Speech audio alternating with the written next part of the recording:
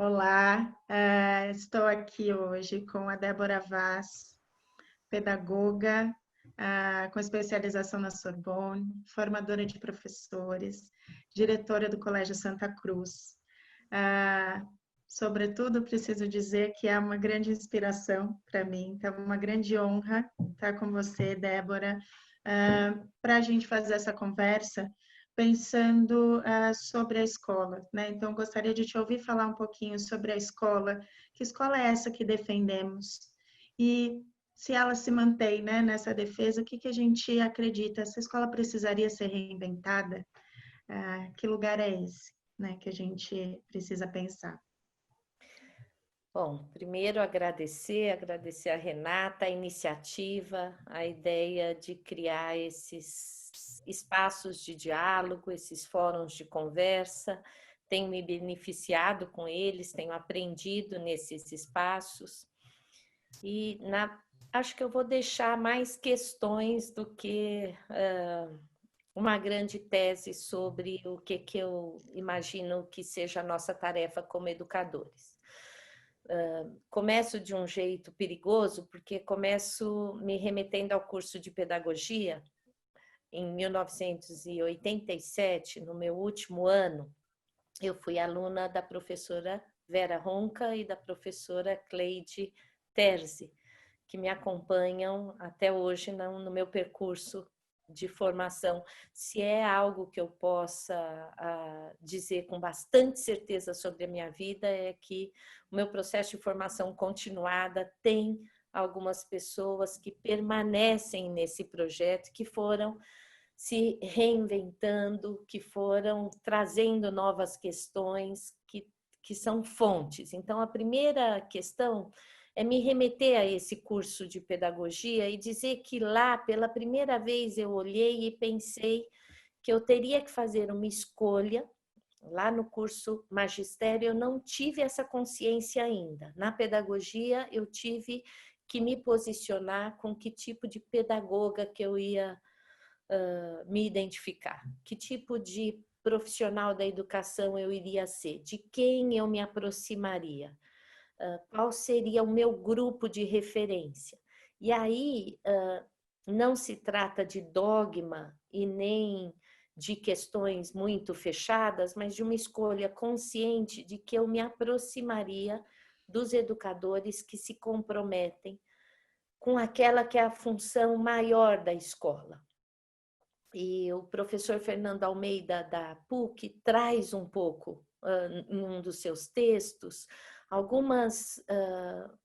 alguns conceitos organizados que, quando eu li, eu pensei, é isso que eu escolhi lá atrás, que eu ia afirmar sempre que a escola é a instituição que tem um compromisso com o que a gente chama de agência civilizatória de larga escala.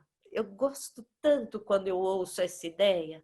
A gente tem na família, sim, uma experiência única, importantíssima de formação, mas quando a gente vai para a escola, a gente entra em contato com uma diversidade tamanha, e uma das primeiras perguntas é saber responder, desde lá de trás na minha formação, por que mesmo que a gente defende escola, que tipo de pedagoga eu sou e que escola que eu vou defender. Então, eu defendo essa escola antes desse momento que a gente está vivendo, que é uma escola que forma em larga escala o cidadão, o sujeito que pode pensar a vida, a sua experiência singular, a experiência do coletivo, a experiência da sua cidade, a experiência do seu país, a experiência do mundo. Ela também é responsável, e eu não abriria mão em nenhum momento dessa responsabilidade, e essa, de novo, é uma decisão antiga no meu percurso, de que ela também é uma agência social de formação de conhecimento das gerações. Nós temos um legado histórico. Então, às vezes as pessoas me falam, você defende a escola conteudista? Eu defendo a escola que tem um compromisso com a socialização daquilo que o homem já produziu. Se a gente chama isso de conteudista, a gente tira o mérito do reconhecimento de que um currículo é uma possibilidade de colocar alunos em contato com a cultura humana, produzida durante gerações e gerações. Toda cultura? Não. Aí eu sou da turma que defende que toda escola tem que saber dizer qual é a escolha que ela faz daquilo que a gente chama de currículo. E aí começa uma conversa bastante o que é importante, estruturante, o que eu escolho, quase como uma desculpa arbitrária para poder aprender a estudar, para aprender a como fazer e não necessariamente só cobrir todo um campo de conteúdo, sejam eles factuais ou conceituais. Então, quando eu vou te contando isso, eu vou dizendo, ó, estas perguntas eu carrego muito antes desse momento de isolamento que a gente tem vivido. Que escola que eu defendo? Eu defendo a escola como um lugar da gente se humanizar, da gente olhar os gestos das pessoas, olhar o gesto do outro, do semelhante, começar a entender a que espécie nós pertencemos. Qual é a diferença que faz ser homem, ser dessa espécie, e poder então construir uma relação, um vínculo, uma experiência humana com a vida. É claro que a família, a sociedade como um todo tem uma importância enorme nessa construção, mas na escola a gente vai viver essa humanização, essa ideia do humano junto, no coletivo, no singular, de forma muito intensa. Por que eu achei importante dizer desse começo de história? Porque essa é uma questão que não é atual. Para alguns, ela pode ser uma questão que, a partir de uma experiência, eu nunca acredito em, né? Eu sempre acredito que a gente vai, de alguma forma, encostando, chegando perto de alguns campos e, de repente, não. Mas sim, eles fazem sentido porque a gente pode articular uma série de experiências, informações, contradições, estabelecer relações de semelhanças e diferenças, e aí a gente entende algo que é muito novo. Mas esse novo se faz a partir das experiências e das escolhas que a gente vai vivendo. Então, há mais de 30 anos, eu me pergunto que tipo de pedagoga que eu serei ou que eu seria.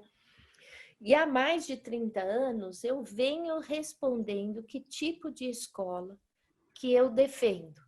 Não que tipo de nome de escola, porque isso é o compromisso que a gente tem para hoje, que é sério, que é respeitoso, mas com que tipo de instituição que eu vou fazendo acordos e vou defendendo como princípio.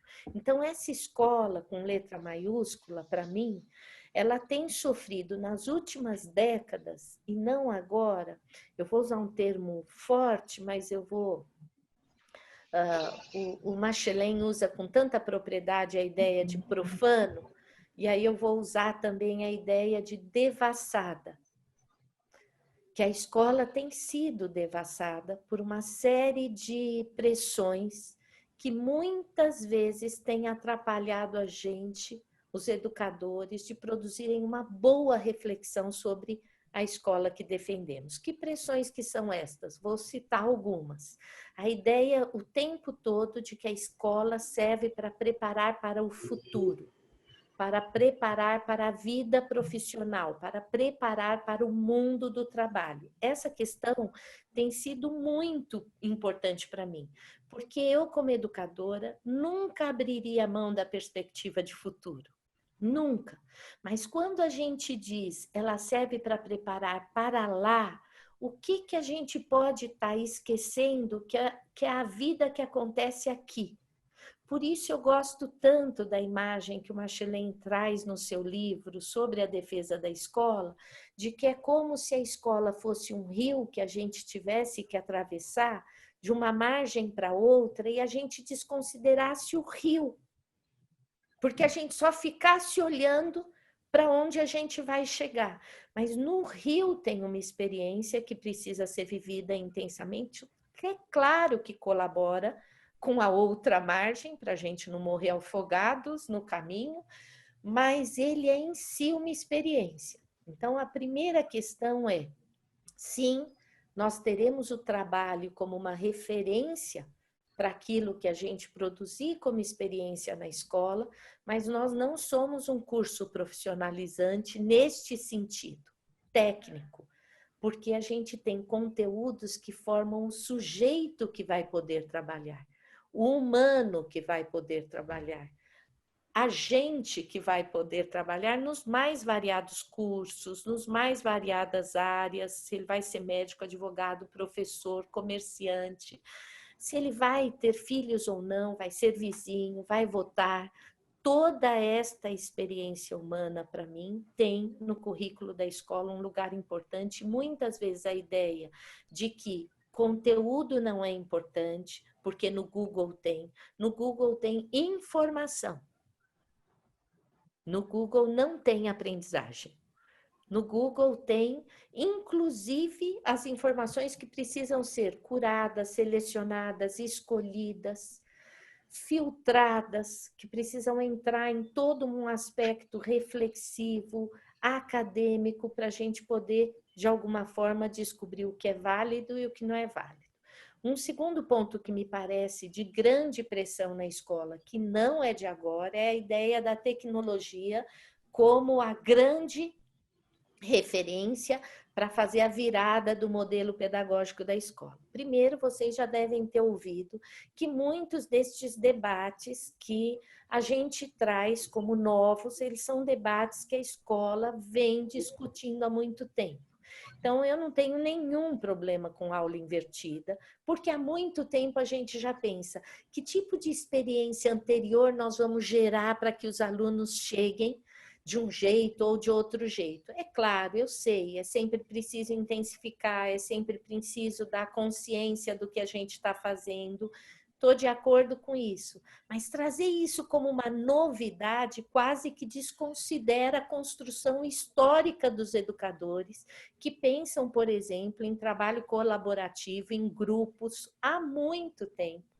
E que há muito tempo vem bebendo de fontes que refletem sobre a produção autônoma dos alunos em grupos, em duplas, em trios. Nós estudamos juntas há quanto tempo, Renata? 20 anos. Quanto tempo a gente ficava ali estudando sobre como separar a classe, que dupla que a gente pensa. Não diz respeito de forma alguma aos estudos que têm sido produzidos sobre trabalho colaborativo. Mas há muito a gente pensa nisso. Então, isso é para dizer, essa pressão às vezes atrapalha a gente de identificar o que é mais importante nisso que eu chamo de defender a instituição, defender seus processos. Então, eu não defenderia nunca, para terminar, que a escola se coloque numa condição de imutabilidade, de que a escola defenda que ela é assim, a síndrome da Gabriela, nasci assim, eu sou mesmo assim. Não, eu bebo nessa fonte linda que diz que a gente precisa, sim, fazer a reinvenção da escola, porque essa é a ação que a defende. Mas que a pergunta principal é em função de quê? Em Minas, e não cabe num espaço como esse, mas não dá para eu não trazer a minha metade mineira, que é a troco de quê? A troco de quê nós vamos construir essa reinvenção? Então, eu tenho estudado muito cultura digital.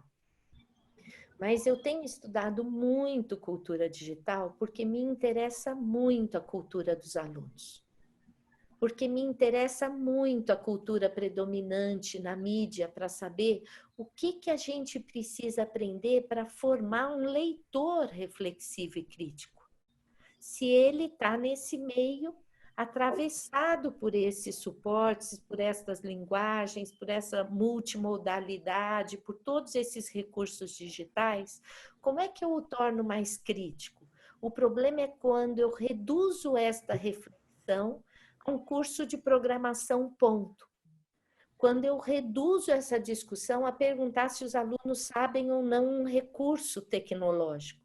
Porque se eu digo, sim, a tecnologia tem o seu lugar e ela deve estar enquadrada dentro daquilo que a gente chama de cultura do digital, bom, cultura interessa às escolas sérias. Se é cultura, nós vamos ter que estudar.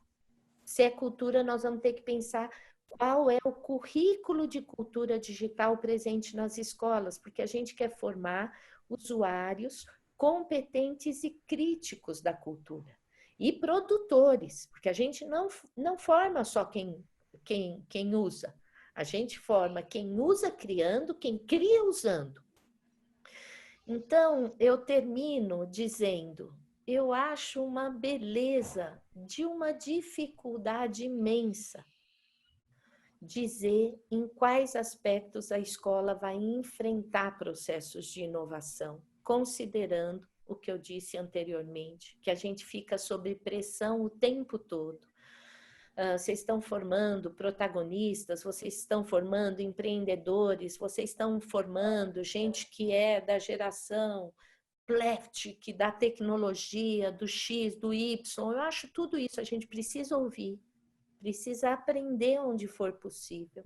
Mas a reflexão mais complexa é, se a gente defende que a forma mais genuína de se defender a instituição é também a reinventando, que reinvenção nós vamos propor para que o alicerce de agência civilizatória de larga escala não se perca, para que o fundamento de agência social de formação de conhecimento de gerações não seja uma parte minúscula no currículo. Então, nós somos exigentes sim com os conteúdos, porque a gente acredita no legado da cultura produzida pelo homem, que a gente não se esqueça nunca que a gente forma quem tem que aprender para a vida toda, que é a capacidade de estudar, ler, pesquisar, inquirir para o conhecimento, para a informação, para poder reelaborá-la, que a gente não se esqueça que a gente vai para a escola para aprender a virar um membro crítico da nossa espécie, da espécie dos humanos. Então, aí pode entrar a cultura digital, sim, porque o filtro está bem produzido e a reflexão está bem colocada. Tem sido essa a minha questão mais complexa, e para isso a gente precisa de tempo. E, nesse momento, todo mundo fala, não tem tempo. E a gente fala, não, eu exijo aqui a minha cota de tempo, porque eu vou precisar de tempo para que a gente não cometa o equívoco de abrir mão desses princípios de o que é escola, que eu citei e que são só alguns. A gente pode até fazer um grupo para definir uma listinha de que essa é a minha listinha que eu fiz com a Cleide, com a Vera, que eu fiz com o professor Fernando, que eu fiz com o Marchelém, que eu fiz com o Paulo Freire, que eu fiz com a professora Emília Ferreiro, com a professora Adélia Lerner, com a Mirta Castedo, que eu fiz em tantas inúmeras com a escola Carandá, Viva a Vida, com Santa Cruz, com a Castanheiras, com todas as escolas que eu tive o privilégio ou a oportunidade de conhecer e de trabalhar. Então, acho que é isso. Nossa, Débora, há 20 anos eu tenho a oportunidade e o privilégio de te ouvir e de aprender com você. E é sempre um momento de muita provocação, muita reflexão. Fiz aqui várias anotações, se esse grupo um dia surgir. Mas eu quero, sobretudo, agradecer pela sua disponibilidade em partilhar, por estar sempre por perto. E agradecer por ter disponibilizado também esse tempo para falar com outros, né, que eventualmente não tenham a possibilidade de te ouvir com tanta frequência. Então, muito obrigada mesmo. Eu que agradeço, querida. Obrigada.